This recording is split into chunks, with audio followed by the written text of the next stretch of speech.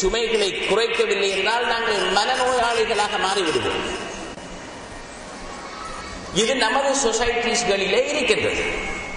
ஆனால் அந்த சொசைட்டியிலே time is மணி.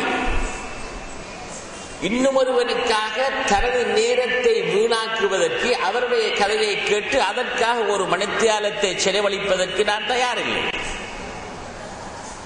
ஏனென்றால் டைம் இஸ் மணி.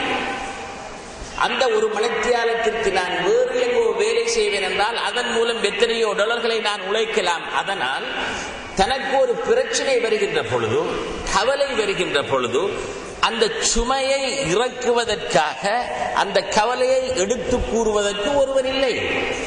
அதற்காக ஹயர் பண்ணப்படுகின்றவனைத்தான் நாங்கள் இந்த சைக்கியாட்ரிக் என்று கூறுகின்றோம். அவனுக்கு காசை கொடுத்து ஒரு கிழமைக்கு ஒரு முறை அல்லது மாதத்திற்கு ஒரு முறை அவன் அந்த கிளினிக்கு சென்று அவனோடு எங்களது கதைகளை எடுத்துக் கூறுகிறோம். இவ்வாறு சைக்கியாட்ரிக்ஸிடம் சென்றவர்கள் எத்தனை பேர் தங்களது நிலையிலே இருந்து அல்லது மன நோய்களிலே இருந்து சுகம் பெற்று திரும்பினார்கள் என்பதை பற்றி நாங்கள் படித்து பார்த்திருக்கிறோமா? ஒரு பிரச்சனையுடன் சைக்கியாட்ரிக்கிடம் செல்கின்ற ஒரு மனிதன் 100 பிரச்சனைகளுடன் திரும்பி வருகின்றான். அதுதான் டுடே சைக்காலஜி. ஆனால் இஸ்லாமிலே அவ்வாறு இல்லை. சூஃபியாக்களிடம் அவ்வாறு இல்லை. சூஃபியாக்கள் என்ன செய்தார்கள்?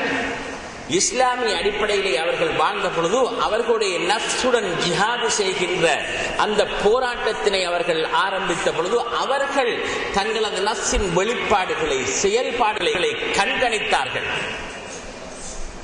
எவ்வாறு எது நமது நஃப்ஸை திருத்துவதற்கு உதவி செய்கின்றது என்பதை பற்றி அவர்கள் நோட்டமிட்டுக் கொண்டிருந்தார்கள். இதைத்தான் முராகபா என்று சொல்கிறோம்.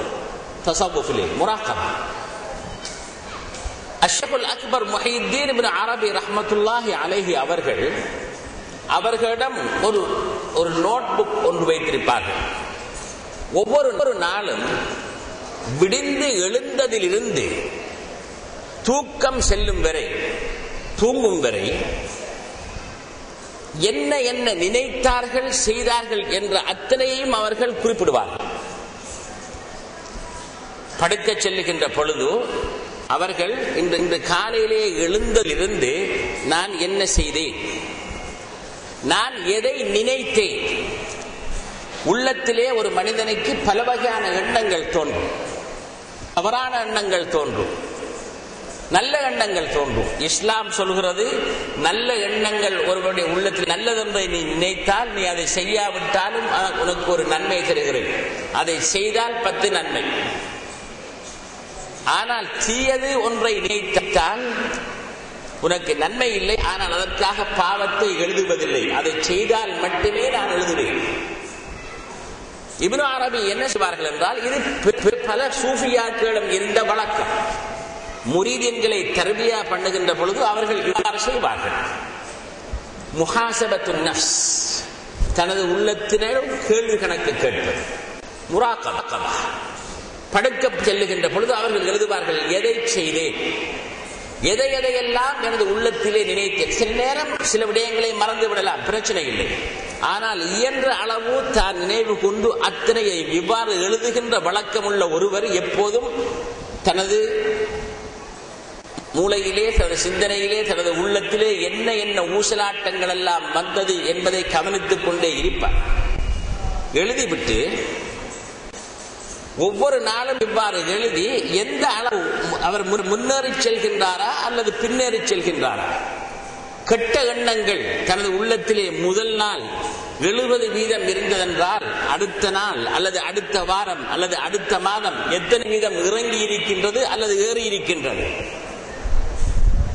இவ்வாறு அவர்கள் ரெக்கார்ட் பண்ணி அதன் மூலம் அதற்காக அவர்கள் பாவிக்கின்ற திக்ருகளின் பலாபலங்களை தீர்மானிக்கின்றார்கள். இந்த திக்ரினை நான் செய்ய ஆரம்பித்த பொழுது அதை சொல்லிக் கொடுப்பது ஷேக். இந்த திக்ரினை செய்ய ஆரம்பித்த பொழுது எனது உள்ளத்திலே இருந்து தீய எண்ணங்கள் கணிசமான அளவு குறைந்து வருகின்றன. அதனால் தான் ஒரு முரீத், சூஃபியாக்கள் சொல்வார்கள், ஒரு முரீத் எப்போதும் தனது உள்ளத்திலே தனது சிந்தனையிலே இருக்கின்ற அத்தனை விடயங்களையும் தனது ஷேக்கிடம் சொல்ல வேண்டும். அப்போதுதான்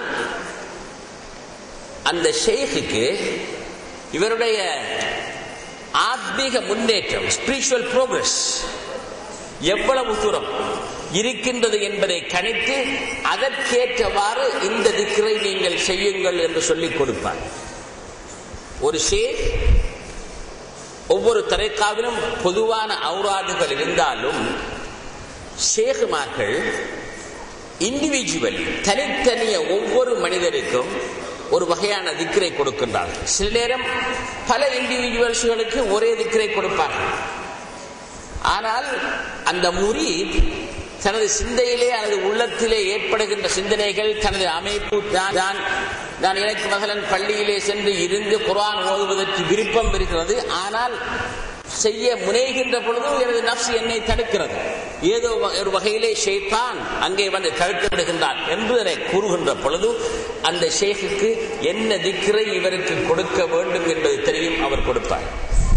அப்போது அப்படியாக ஷேக்கிடமிருந்து பெறுகின்ற அந்த திக்ர்களை வைத்து இப்னு அரபி அவர்கள் இந்த பட்டியலையும் வைத்து கம்பேர் பண்ணி இந்த திக்ருடைய எஃபெக்ட் எவ்வளவு தூரம் இருக்கின்றது என்பதை பற்றி எழுதியிருக்கின்றார்கள். கிறிஸ்துவுக்கு பின் 15ஆம் நூற்றாண்டிலே வந்த கிறிஸ்தவ மதத்தைச் சேர்ந்த ஆத்மீகவாதிகள் இப்னு அரபி அவர்களின் இந்த பட்டியலை அடிப்படையாக வைத்துத்தான் they developed their system of spiritual exercises. அந்த அளவுக்கு, அதனால் தான் ஏஜே ஆர்பரி என்ற ப்ரொஃபசர் என்ன கூறுகிறார் என்றால், ஹிஜ்ரி 3ஆம் நூற்றாண்டிலே, அதாவது 1200 வருடங்களுக்கு முன் முஸ்லிம் சூஃபிகள் இந்த உள்ளத்தை பற்றியும் சைக்காலஜி பற்றியும் எழுதி வைத்திருக்கின்ற தத்துவங்களையும் கருத்துக்களையும் நாங்கள் வாசிக்கின்ற பொழுது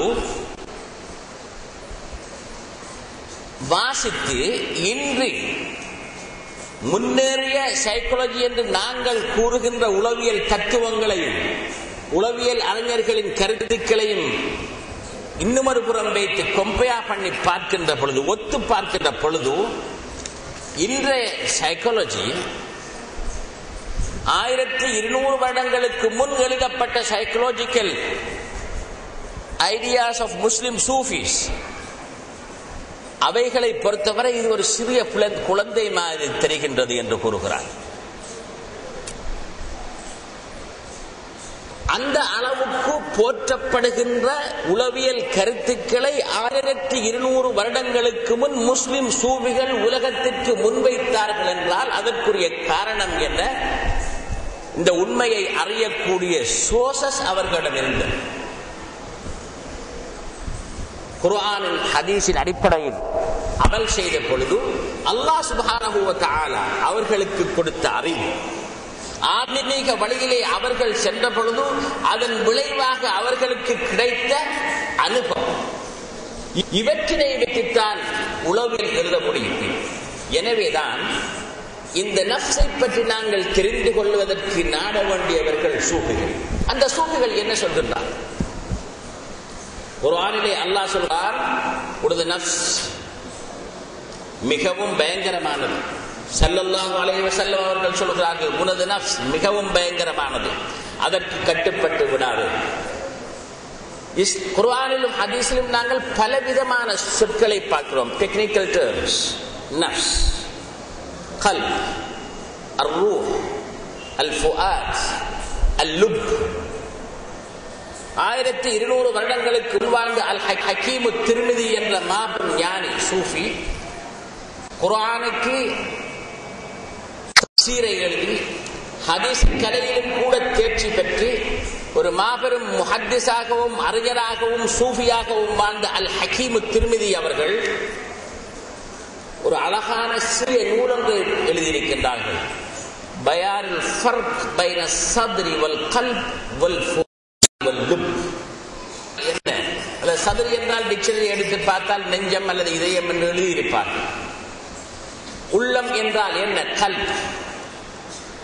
ஃபுஆத் என்றால் மீண்டும் டிக்ஷனரிகளிலே பார்க்கின்ற பொழுது உள்ளம் என்றுதான் மொழிபெயர்ப்பு கொடுக்கப்பட்டிருக்கும் என்றால் இவை இந்த சொல்களுக்கிடையிலே உள்ள வித்தியாசம் என்ன என்பதை பற்றிய அழகான நூலுரை இதுவரை மனித வரலாற்றிலே அப்படிப்பட்ட ஒரு ஆழமான ஒரு நூல் இஸ்லாமிய சமுதாயத்தில் மட்டுமல்ல எந்த ஒரு சமுதாயத்தில் எழுதப்படவில்லை, எந்த ஒரு அறிஞராலும் எழுதப்படவில்லை. கிறிஸ்துவுக்கு முன் 5ஆம் நூற்றாண்டிலே உனது நஃப்ஸை நீ தெரிந்து கொள், அதன் மூலம்தான் நீ வெற்றி அடைய முடியும் என்று கிரேக்க தத்துவஞானி சோக்ரட்டிஸ் கூறினார். அவ்வாறு கூறியும் கூட இந்த நஃப்ஸ் என்ன என்பதை பற்றி அவன் சொல்லவில்லை, இந்த நஃப்ஸை வென்றெடுப்பது எவ்வாறு என்பதை பற்றி அவன் சொல்லவில்லை. சூஃபியாக்கள் சொன்னார்கள். அல் ஹக்கீம் திர்மிதி அவர்கள் எழுதினார்கள், அபூபக்கர் கலாபாதி அவர்கள் எழுதினார்கள், ஜுனைதுல் பக்தாதி அவர்கள் எழுதினார்கள், அபு யஸீதுல் பிஸ்தாமி அவர்கள் போதித்தார்கள். இவ்வாறு வந்த சூஃபியாக்கள் மட்டுமே பேசினார்கள். எனவேதான் நஃப்ஸுடன் போராடுவது இஸ்லாத்தில் வேண்டப்பட்ட முதல் ஜிஹாதாக இருக்கின்றது என்று சொன்னால் இரவும் அதை நான் கூறினேன். அப்படி என்றால் அதற்குரிய அடிப்படைகளை அறிந்து கொள்வதற்கு அந்த அறிவை பெற்றிருக்கின்ற சூஃபியாக்களின் வழிகாட்டல் கட்டாயம் தேவை என்பதனால் தான் இன்றைய உலகத்தை சீர்திருத்தி எடுப்பதற்கு, முன்னேற்றுவதற்கு, இந்த மனிதனை உயர்த்தி எடுப்பதற்கு தேவையானது தஸவ்வுஃப் என்று நான் கூறினேன். இந்த நஃப்ஸ் ஒரு சடப்பொருள் அல்ல. நாங்கள் எந்த ஒரு சடப்பொருளையும் பிடிப்பது போன்று அது ஒரு எடையுள்ள, ஒரு பெருமனுள்ள, ஒரு நிறையுள்ள ஒரு பொருள் அல்ல. அப்படி என்றால் அதை பற்றி நாம் ஆராய்ச்சி செய்ய முடியாது. அனுபவ ரீதியாக அறிந்தவர்கள் அல்லது அல்லாஹுவின் இல்ஹாமின் மூலம் அறிந்தவர்கள் சொல்வதை மட்டும்தான் நாங்கள் கேட்கலாம், அதனை அனுபவிக்கலாம், அதனை எங்களது வாழ்க்கையிலே நாங்கள் அனுபவித்து அதன் உண்மைகளை கண்டறியலாம். ஆனால் நாங்கள் சோம்பேறிகள். அதை எங்களது வாழ்க்கையிலே நடைமுறைப்படுத்தி பார்ப்பதற்கு எங்களுக்கு நேரமும் இல்லை, நம்பிக்கையும் இல்லை, துணிவும் இல்லை. அதனால் உலகத்தின் பின்னால், உலக ஆசைகளின் பின்னால் அலைந்து திரிகின்ற காரணத்தினால் நாங்கள் நேரம் இல்லாது இவற்றினை எதிர்க்கிறோம் அல்லது முக்கியத்துவம் கொடுக்காமல் வாழ்ந்து கொண்டிருக்கிறோம். ஆனால் இஸ்லாம் கூறுகிறது உனது நஃப்ஸை நீ ஜிஹாத் செய்ய வேண்டும் என்று. இந்த நஃப்ஸை ஜிஹாத் செய்வதற்கு இந்த நஃப்ஸ் என்பது ஒரு ஆத்மீக ரீதியான பொருள், சட ரீதியான பொருள் அல்ல. அது ஒரு சடப்பொருள் அல்ல. It's a meaning, not a physical entity. நஃப்ஸ் என்பது சீனி சர்க்கரை போன்று அல்லது வீடு, கல், மாடு, ஆடு போன்று ஒரு பொருள் அல்ல. அதை காட்டி இதுதான் நஃப்ஸ் என்று சொல்வதற்கு நாங்கள் இருதயத்தை பற்றி பேசுகிறோம், அந்த இறைச்சி துளை. ஆனால் குர்ஆனிலே உள்ளம் என்று ஃபுஆத் என்று சொல்லப்படுவது அந்த இறைச்சி துண்டு அல்ல. அதிலே வெளிப்பட்டு கொண்டிருக்கும் ஒரு கருத்து ரூஹ் என்று சொல்கிறோம். குர்ஆன் என்ன சொல்கிறது? குலிர் ரூஹு மின் அம்ரி ரப்பி. அதற்கு நாங்கள் சில நேரம் தவறான விளக்கத்திலே கொடுப்போம். ரூஹை பற்றி உங்களிடம் கேட்பார்கள், நீங்கள் சொல்லுங்கள் இது அல்லாஹ்வுடைய விடயங்களில் ஒன்று, இது அல்லாஹ்வுக்கு தெரிஞ்ச விஷயம். அதாவது நாங்கள் என்ன வகையில் அந்த குர்ஆன் வசனத்திற்கு டிரான்ஸ்லேஷன் செய்கின்றோம் என்றால் இது அல்லாஹ்வுக்கு மட்டும்தான் ரகசியம் தெரியும். அந்த ஆயத்தின் கருத்து அதுவல்ல. குலிர் ரூஹு மின் அம்ரி ரப்பி. குல், நீங்கள் சொல்லுங்கள், அர் ரூஹு, இந்த ரூஹ் என்று சொல்லப்படுவது மின் அம்ரி ரப்பி, அல்லாஹ்வுடைய அம்ர், அல்லாஹ்வுடைய ஏவலில் உள்ள ஒரு விடயம். அல்லாஹ்வுடைய என்றால் என்ன? அங்கே ரூஹை பற்றி உங்களுக்கு தெரியாது, அது அல்லாஹ்வுக்கு மட்டும்தான் தெரியும் என்பது அந்த ஆயத்தின் பொருள் அல்ல. இது அல்லாஹ்வுடைய அம்ரில் ஒன்று அல்லது அதில் நின்றும் உள்ளது என்று கூறுகிறான் அல்லாஹ். குலிர் ரூஹு மின் அம்ரி ரப்பி. ஏனென்றால் உண்மையிலேயே நாங்கள் என்று நாம் நம்மளை கூறிக்கொள்கின்றோமே, இந்த நான் என்று நாம் ஒவ்வொருவரும் நம்மை பார்த்து கூறுகின்றோமே, இந்த நான் என்பதற்கு யதார்த்தமே இல்லை. நான் என்று கூறுவதற்கு தகுதியான ஒரே ஒருவன் அல்லாஹ் மட்டும்தான். ஏனென்றால் உண்மை யதார்த்தம் உள்ள ஒரே ஒருவன் அல்லாஹ் சுப்ஹானஹு வ தஆலா மட்டும்தான். மற்றவைகள் அனைத்தும் அல்லாஹுவின் நாட்டத்தின் வெளிப்பாடு.